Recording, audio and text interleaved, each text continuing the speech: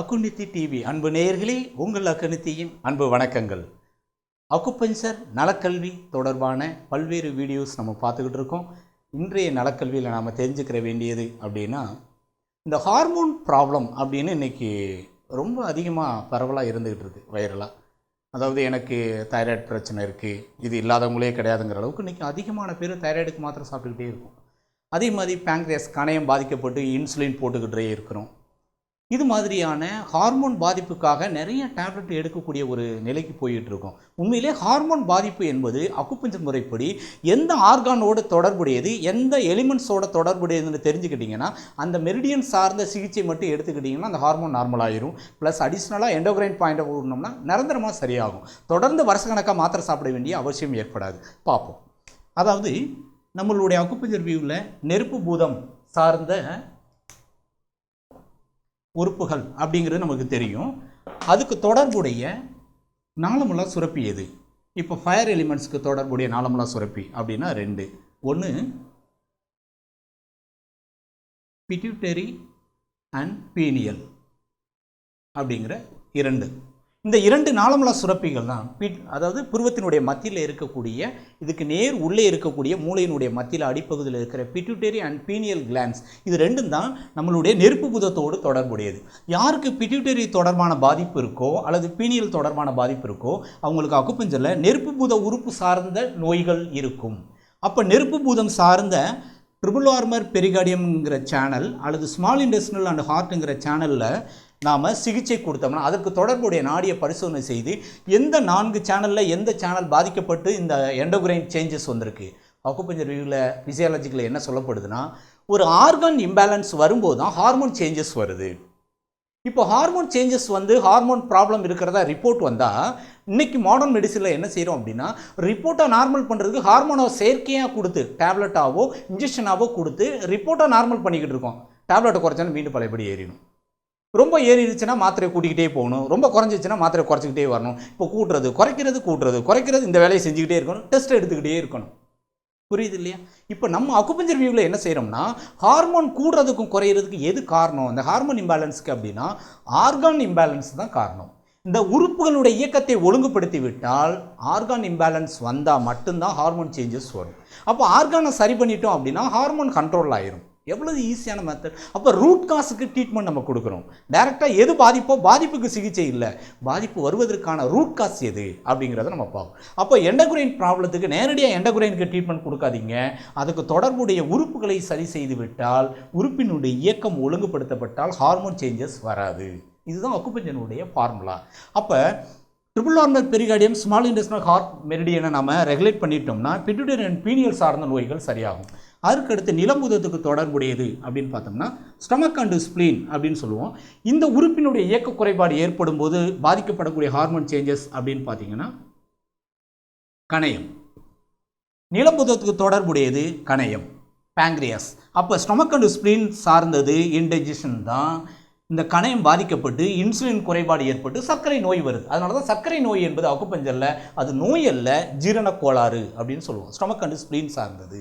அதனால தான் அளவுக்கு அதிகமாக பசிக்கும், இல்லைன்னா பசி இருக்காது, சாப்பிட்டவுடனே தூக்கமாக வரும். ஸ்டமக் அண்டு ஸ்ப்ளீன் தான் அதுக்கு மிக மிக முக்கியமான காரணம். உடல் பருமன் ஏற்படும், உடல் மெலிந்து போகும். அதுக்கு காரணம் ஸ்டமக் அண்டு ஸ்ப்ளீன், கணையம்.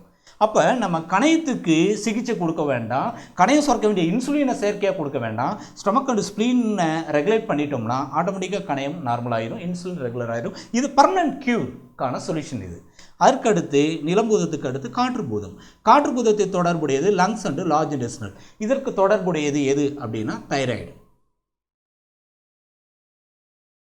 அப்போ இந்த நுரையீரலுக்கு தொடர்புடைய மூச்சுக்குழல் இருக்கக்கூடிய இந்த இடத்துல தான் நுரையீரலினுடைய சுவாச குறைபாடு ஏற்படும் போது, அதிகமான கோல்டு ஆர் ஹீட் அதிகமானால் இந்த லங்ஸோட பாதிப்பு என்ன அப்படின்னா மூச்சுக்குழல் வறட்சி ஏற்படும் போது இந்த மூச்சுக்குழல் பகுதியில் இருக்கக்கூடிய தைராய்டு கிளான்ஸில் நோய்த்தன்மை ஏற்படுத்தி தைராய்டு கிளான்ஸ் வீக்கம் ஏற்படும் அல்லது சுருக்கம் ஏற்பட்டு செயல் இழந்து போகும். அப்போ hyper thyroid or hypo thyroid, அதிகமான தைராக்சின் சுரக்கிறது அல்லது மிக குறைவாக சுரக்கிறது, ரெண்டே கேட்டகரி தான். அப்போ உடம்பு ஒன்று பெருத்து போகும் அல்லது சுருங்கி போகும். அப்போ உடல் மெலிவதற்கு கூடுவதற்கு வாய்ப்பு இருக்குது. இது ரெண்டே கேட்டகரி தான். அப்போ இதை சமநிலைப்படுத்தணுமே தவிர கூடுனுச்சுன்னா குறைச்சிக்கிறதும் குறைஞ்சிச்சுன்னா கூட்டுறதும் இது கிடையாது. இது சிகிச்சை கிடையாது. பர்மனன்ட் கியூர் எது? அதை சமநிலைப்படுத்துவது தான் பர்மனன்ட் கியூர். அப்போ தைராய்டின் இயக்கத்தை நம்ம ஒழுங்குபடுத்தணும்னா அதுக்கு தொடர்புடைய உறுப்புகளை சரி செய்ய வேண்டும். அப்போ இன்டர்னல் கோல்டு இருக்கக்கூடாது, சுவாசத்தை ஒழுங்குபடுத்தணும், மோஷன் சிக்னஸ் இல்லாமல் மலக்குடலை சுத்தப்படுத்தணும். இந்த 2 மெரிடியன் ஒழுங்காக இருந்தால் தைராய்டு ப்ராப்ளம் பர்மனன்ட் கியூர் அப்படிங்கிறது. அடுத்தது காற்று பூதத்துக்கு அடுத்து நீர்பூதம். இந்த நீர்பூதத்துக்கு தொடர்புடையது கிட்னி அண்டு யூரினரி பிளாடர். இதற்கு தொடர்புடையது அப்படின்னா அட்ரினல். சிறுநீரத்துக்கு மேலே தொப்பி மாதிரி முக்கோண வடிவில் இருக்கக்கூடிய அட்ரினல் என்ற கிளான்ஸ் தான் இம்யூனிட்டி அப்படிங்கிற நோய் எதிர்ப்பு சக்திக்கான மிக முக்கியமான ஹார்மோனை சுரக்குது. அந்த இம்யூனிட்டிக்கான ஹார்மோன் இந்த அட்ரினல் தான் சுரக்குது. இந்த அட்ரினல் பாதிக்கப்பட்டால் இம்யூனிட்டி பாதிக்கப்பட்டு உயிர்கொல்லி நோய்கள்னு இன்றைக்கி பயமுறுத்தக்கூடிய எய்ட்ஸுக்கு மிக முக்கியமான காரணம் இந்த அட்ரினல் சுரப்பினுடைய பாதிப்பு.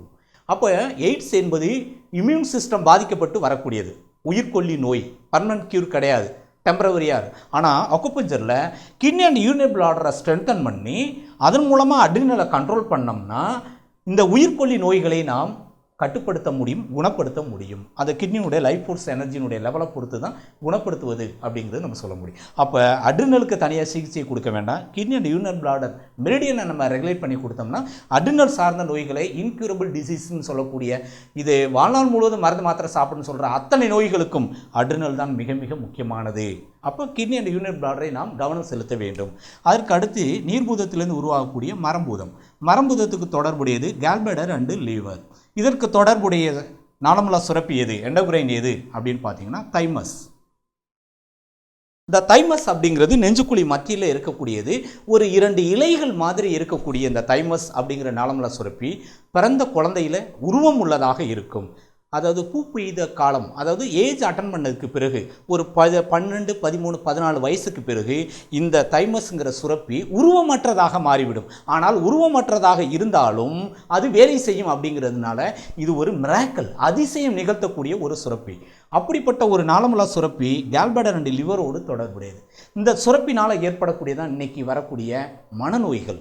ஒருவன் சுய நினைவோடு இருப்பதற்கும் பைத்தியமாக மாறுவதற்கும் ஞாபகசக்தி குறைபாடு வருவதற்கும் தூக்கத்தில் நடந்து திரிகிற பிரச்சனை வருவதற்கும் வாய்ப்புதற்றல் வருவதற்கும் தானாக பேசுவதற்கும் இந்த மாதிரியான எதிர்மறை சிந்தனைகள் வருவதற்கும் வெறி பிடித்த மாதிரி மாறுவதற்கும் சில பைத்தியமாக மாறுவதே அல்லது மனநோய்க்கு நிரந்தரமாக நான் வருஷக்கணக்காக மாத்திரை சாப்பிட்றேன், 10 வருஷமாக சாப்பிட்றேன், 20 வருஷமாக சாப்பிட்றேன்னா அவங்களுக்கு மனநோய்க்கு சிகிச்சை அளிக்க வேண்டாம். அவங்களுடைய தைமஸ் சுரப்பி பாதிக்கப்பட்டிருக்கு. கேல்பேடர் லிவர் இயக்கத்தை ஒழுங்குபடுத்தி விட்டால் அவங்களோட தைமஸ் சுரப்பி ஹார்மோன் சேஞ்சஸ் நார்மலாக இருக்கும்போது மனநிலை சார்ந்த நோய்கள் எதுவும் வராது, மற்ற உறுப்பு சார்ந்த நோய்களும் வராது.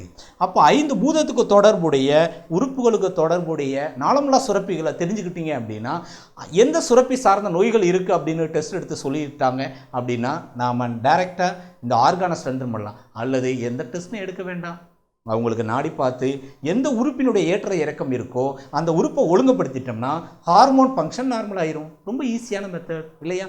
அப்போ இந்த ஹார்மோன் பாதிப்புக்காக நாளமுலா சுரப்பி சார்ந்த நோய்களுக்கு எந்த பாதிப்புகளுக்கும் லாங் டைம் மெடிசன் சாப்பிடாதீங்க. தயவுசெய்து அக்குபஞ்சர் முறைப்படி இந்த நாடி பார்த்து இந்த புள்ளிகளை தேர்வு செய்து இந்த மெரிடியன் சார்ந்த புள்ளிகளை பயன்படுத்தலாம்.